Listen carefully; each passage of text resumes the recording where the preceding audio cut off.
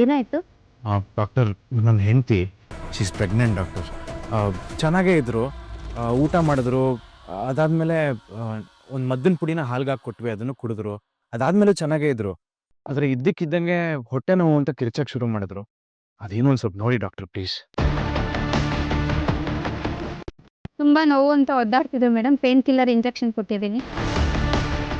Good. ಸ್ವಲ್ಪ ಈ ಕಡೆ ಬನ್ನಿ.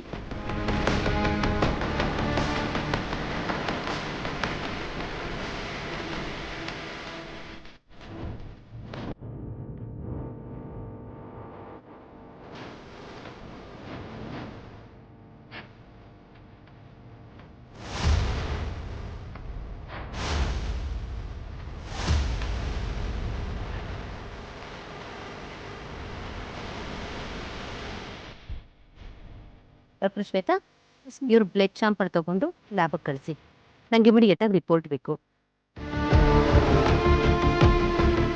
ನಿಮ್ಮ ವೈಫು ಪ್ರೆಗ್ನೆಂಟ್ ಅಂತ ಕನ್ಫರ್ಮ್ ಆದಾಗ ರಿಪೋರ್ಟ್ ಕೊಟ್ಟಿರ್ತಾರಲ್ಲ, ಆ ರಿಪೋರ್ಟ್ ಬೇಕಿತ್ತು. ಅದು ಇದೆ ಮೇಡಮ್, ಅದು ತರಕ್ಕೆ ಕಳಿಸಿದ್ದೀನಿ. ಒಂದು ನಿಮಿಷ. ಇದೆ ಮೇಡಮ್.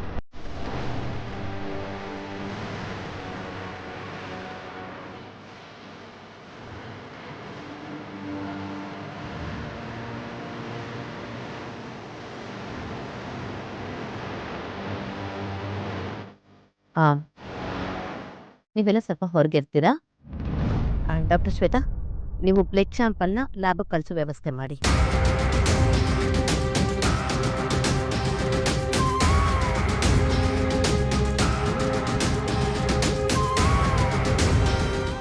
ಸರಿ, ಅಳ್ತಾ ಇದೆಯಾ? ನನ್ನ ಚಾರು ಮೇಡಮ್ಗೆ ಏನೂ ಆಗಲ್ಲ, ನನ್ನ ಮಗುಗೇನೂ ಆಗಲ್ಲ ಅಂತ ನಾನು ಎಷ್ಟೇ ಧೈರ್ಯ ತುಂಬಿಕೊಂಡ್ರು ಆ ಧೈರ್ಯ ಯಾಕೋ ಸೋರು ಹೋಗ್ತಾ ಇದೆ ಮುರಾರಿ. ಅಲ್ಲಿಂದ ಆಚೆ ಬರುವಾಗ ಚಾರು ಮೇಡಮ್ ನನ್ನ ಕೈ ಗಟ್ಟಿಯಾಗಿ ಹಿಡ್ಕೊಂಡ್ರು. ರಾಮಾಚಾರಿ, ನನ್ನ ಬಿಟ್ಟು ಹೋಗ್ಬೇಡ, ಇಲ್ಲೇ ಇರು ಅಂತ ಹೇಳ್ತಾ ಇದ್ರು. ಮುರಾರಿ, ಚಾರು ಮೇಡಮ್ಗೆ ನನ್ನ ಮಗುಗೆ ಏನೂ ಆಗಲ್ಲ ಅಲ್ವಾ? ಏನು ಆಗಲ್ಲ ಕಣ ರಾಮಚಾರಿ. ಬಸ್ರಿ ಆದವ್ರಿಗೆ ಇದೆಲ್ಲ ಸಹಜ. ಅಮ್ಮನೇ ಹೇಳ್ತಾ ಇರ್ಲಿಲ್ವಾ? ಹೌದು, ಏನೂ ಆಗಲ್ಲ, ಏನೂ ಆಗಲ್ಲ ಕಣೋ.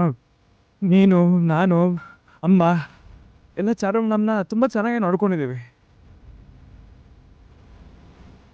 ಏನೂ ಆಗಲ್ಲ, ಎಲ್ಲ ಸರಿ ಹೋಗುತ್ತೆ, ಎಲ್ಲ ಒಳ್ಳೇದಾಗುತ್ತೆ. ಎಲ್ಲ ಒಳ್ಳೇದಾಗಬೇಕು ಅಂದರೆ ಕೆಟ್ಟದ್ದು ಮಾಡಬೇಕು ರಾಮಚಾರಿ. ಅನ್ಯಾಯ ಮಾಡಬೇಕು, ಮೋಸ ಮಾಡಬೇಕು. ದಿನ ಎಲ್ಲರೂ ಬಾಯಲ್ಲೂ ಇವನು ಕೆಟ್ಟವನು ಕೆಟ್ಟವನು ಅಂತ ಹೇಳ್ಸ್ಕೋಬೇಕು. ಆಗ ಮಾತ್ರ ಒಳ್ಳೇದಾಗುತ್ತೆ.